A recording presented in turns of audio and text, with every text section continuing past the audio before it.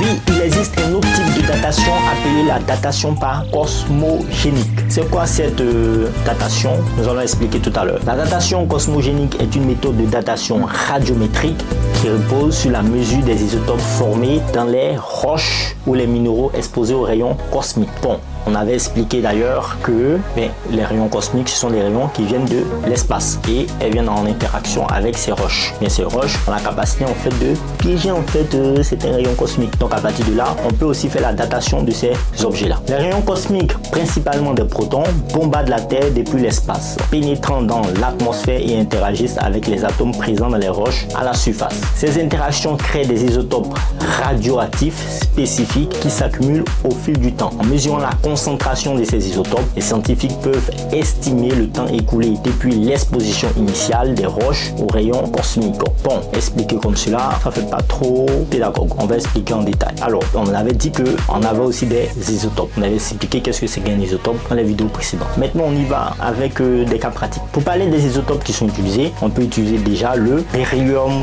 10. Alors, la formation, elle est simple. C'est que le beryllium 10 est produit dans la croûte terrestre par interaction des rayons cosmiques avec l'oxygène et l'azote dans les minéraux. C'est un peu comme le carbone 14 qui est formé par l'interaction de la lumière avec le diazote de l'air. La datation au beryllium 10 est couramment utilisée pour déterminer l'exposition des roches à la surface de la Terre, ce qui peut être utile pour estimer le taux d'érosion. Très important alors.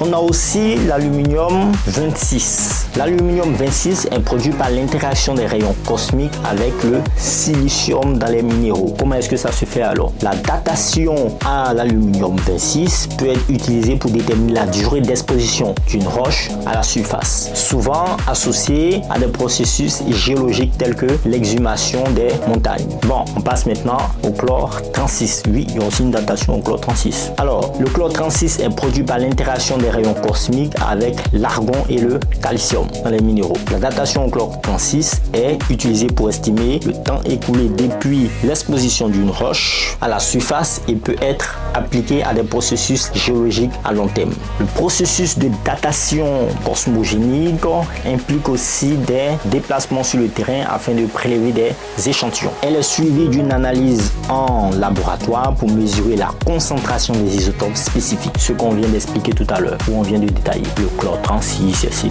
Les résultats obtenus permettent aux chercheurs de calculer le temps d'exposition des roches ou des surfaces à l'environnement cosmique. Cette méthode trouve des applications dans divers domaines, notamment en géologie, en archéologie, en glaciologie, oui, il y a beaucoup de logique, et étude des processus d'érosion. Par exemple, la datation cosmogénique peut être utilisée pour déterminer l'âge des moraines glaciaires, ça veut dire des tas de débris laissés par les glaciers, la durée d'exposition des surfaces rocheuses ou la moyenne ou la fréquence des tremblements de terre en analysant les failles actives. Elle offre ainsi un moyen précieux de remonter dans le passé géologique pour comprendre les processus qui ont façonné la surface de la Terre.